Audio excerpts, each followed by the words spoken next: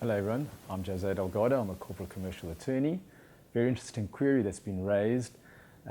Basically, what is the position or what are the ramifications or what will transpire on the event of my partner, my spouse or a family member who owns a property jointly with me, or alternatively in the event that I'm a beneficiary or an heir who is going to inherit a property.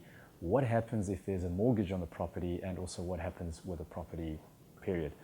So let's tackle the first issue where there is a mortgage, because that's what the question or the query is framed on specifically, and it goes as follows. In the past, before the National Credit Act came into play, lending was quite, not loose, but it wasn't as onerous and regulated as it is now under the National Credit Act. So in the past, one party or both parties would qualify for a mortgage, simple.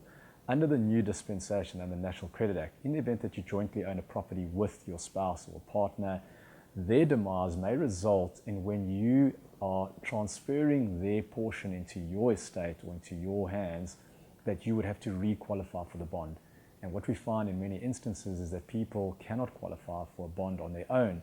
So be very sure to revisit your position in the event that you have a long-term strategy for that property. Rather structure it correctly so that the demise of either one or both of you will not result in the persons who are going to be taking transfer of that property being in a position where they don't qualify for the mortgage, which results in the property having to be sold. And then just to conclude on this particular point, what happens on the event of a person passing away, there are capital gains taxes, there are executors fees, there are estate duties. You may have a person who's a minor that cannot inherit the property, so just be very cautious that in the event that you intend for this property to continue in the family or as a legacy, that again it is structured to ensure that the property actually does stay within the family and it doesn't end up getting